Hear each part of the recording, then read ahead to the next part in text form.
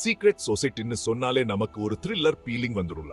அந்த மர்மம், அந்த ரகசியம் எல்லாமே நம்மை கவரும். அதுலயும் பழங்காலத்து மர்மங்கள்னா இன்னும் த்ரில் அதிகம். அந்த காலத்துல நடந்த விஷயங்கள், அவற்றின் பின்னணியில் இருக்கும் ரகசியங்கள் எல்லாமே நம்மை ஆச்சரியப்படுத்தும். இல்லுமினாட்டிங்கிறது 8ஆம் நூற்றாண்டின் கடைசி பகுதியில பவேரியாலர் ஒரு சீக்ரெட் சொசைட்டி. இவங்க உருவாக்கப்பட்ட காரணம், அவங்க செயல் எல்லாமே ரகசியமா இருக்கு. இந்த சீக்ரெட் சொட்டி உலகத்துல நடக்கிற எல்லாத்தையும் இவங்க தான் பின்னாடி இருந்து இயக்குறாங்கன்னு நிறைய பேர் நம்புறாங்க. அரசியல், பொருளாதாரம், கலாச்சாரம் எல்லாத்திலும் இவங்க தான் கையிருக்கு. இவங்க செயல், அவங்க திட்டம் எல்லாமே ரகசியமா இருக்கு. இவங்க பத்தி நிறைய கதைகள், கிசுகிசுக்கள் எல்லாமே பரவலா இருக்கு. கோடெக்ஸ் கிகாஸ்னு சொல்லுது ஒரு பழங்காலத்து புத்தகம். இதுல பிசாசின் படம் இருக்கு. இந்த புத்தகம், அதன் உருவாக்கம் எல்லாமே ஒரு மர்மம். இதே ஒரு துருவி பிசாசு உதவியோடு ஒரே இரவுல எழுதினாருன்னு ஒரு கதை இருக்கு. அந்த துருவியின் மனநிலை, அவன் அனுபவம் எல்லாமே ஒரு மர்மம். இந்த ரெண்டுக்கும் என்ன சம்பந்தம்னு தெரிஞ்சுக்கலாமா? இந்த ரெண்டின் பின்னணியில் இருக்கும் ரகசியம், அவற்றின் தொடர்பு எல்லாமே நம்மை ஆச்சரியப்படுத்தும்.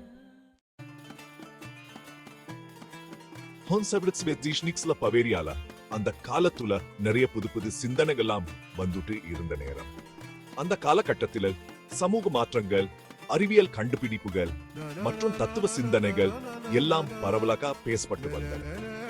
அந்த நேரத்துல தான் ஆடம் வீஷாப்ங்கர் ஒருத்தர் இல்லுமினாட்டிய ஆரம்பிச்சாரு. இவர் ஒரு தத்துவ அறிஞர், சட்ட பேராசிரியர் மற்றும் சிந்தனையாளராக இருந்தார்.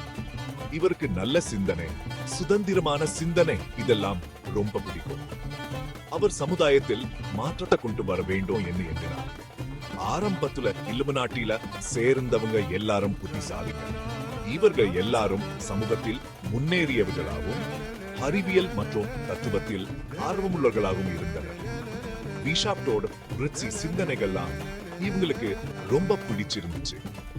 இவர்களின் சிந்தனைகள் சமூகத்தில பெரிய மாற்றங்களை ஏற்படுத்தும் என்று நம்பினர். இவங்க எல்லாரும் சீக்ரெட் ரிச்சுவல்ஸ், சிம்பஸ் இதெல்லாம் வச்சுக்கிட்டு மர்மமா இருந்தாங்க. இவர்களின் சந்திப்புகள் இரகசியமாகவும் இரவுகளை மட்டும் நடந்து வந்த. இன்னின் சபெட்டும் பேட்டி வாக்குல பவேரியா அரசாங்கத்துக்கு இவங்க மேல சந்தேகம் வந்து இல்லுமினாட்டிய கலைச்சிட்டாங்க. அரசாங்கம் இவர்களின் செயல்பாடுகளை கண்டுபிடிச்சு தடை விதிச்சது. ஆனாலும் இல்லுமினாட்டி பத்தின கதைகள் இன்னமும் நிறைய பேர் நம்புறாங்க. இன்றும் இந்த ரகசிய அமைப்பின் கதைகள், சதி கோட்பாடுகள் மற்றும் மர்மங்கள் பலரின் மனத்தில் இடம் பிடிச்சிருக்கின்றன. கோடெக்ஸ் கிகாஸ் இல்லன்னா பிசாசு பைபிள்னு சொல்லுது ஒரு பெரிய புத்தகம். இது கிரொகுட்டாம் நூற்றாண்டில் எழுதப்பட்டது. இதன் அளவு மற்றும் உள்ளக்கம் இதை மிகவும் பிரமிக்க வைக்குது. இதுல இருக்கிற பிசாச்சின் படம் தான் இதுக்கு பேர் வர காரணம். இந்த படத்தை பார்த்தாலே பயமா இருக்கும். ஒரு துறவி தப்பு பண்ணிட்டு உயிரோட சுவத்துல அடைக்கப்பட போறப்போ பிசாசு கிட்ட உதவி கேட்டு இந்த புத்தகத்தை எழுதினாருன்னு ஒரு கதை இருக்கு. அந்த துறவி ஒரே இரவில இந்த புத்தகத்தை எழுதியதா சொல்லப்படுகிறது.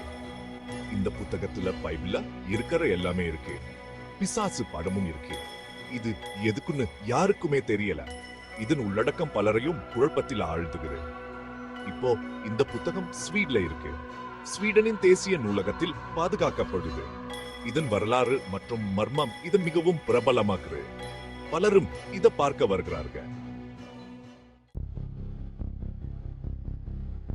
இல்லுமினாட்டியோட முக்கியமான சின்னன்னா ஒரு முக்கோணத்துக்குள்ள இருக்கிற கண். கோடெக்ஸ் கிகாஸ்ல நிறைய விஷயங்கள் இருக்கு. இதுல பிசாசு படம் இருக்கிறதா? இல்லுமினாட்டிக்கு இதுல ஏதோ சம்பந்தம் இருக்குன்னு சிலர் நினைக்கிறாங்க.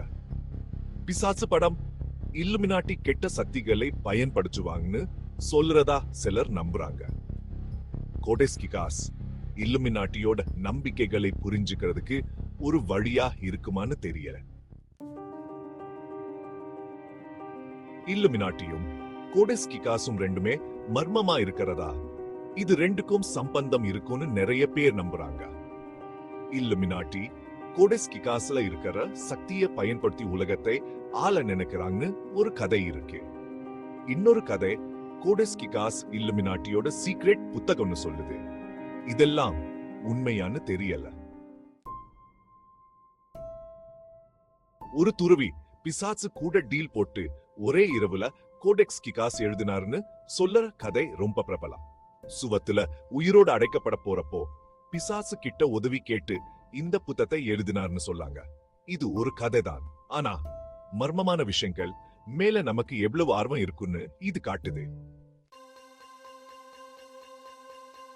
இல்லுமினாட்டி தான் உலகத்துல நடக்க எல்லாத்தையும் பின்னாடி இருந்து இயக்குறாங்கன்னு சிலர் நம்புறாங்க.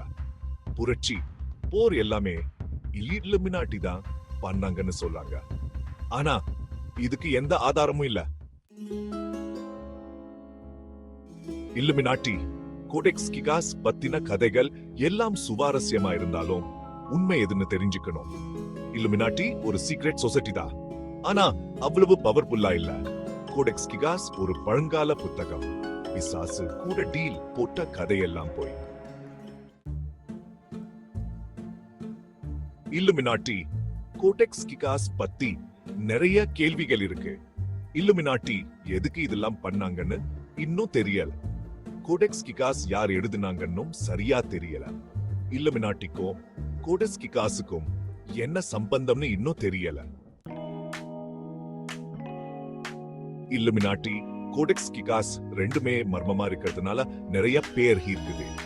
சீக்ரெட் சொசைட்டி, பழங்கால புத்தகங்கள், மர்மங்கள் இதெல்லாம் நமக்கு ரொம்ப பிடிக்கும். இல்லுமினாட்டிக்கும் கோடெக்ஸ் கிகாஸுக்கும் சம்பந்தம் இருக்காதுன்னு தான் நான் நினைக்கிறேன். ஆனாலும் மர்மமான விஷயங்கள் மேல நமக்கு எவ்வளவு ஆர்வம் இருக்குன்னு இது காட்டுது.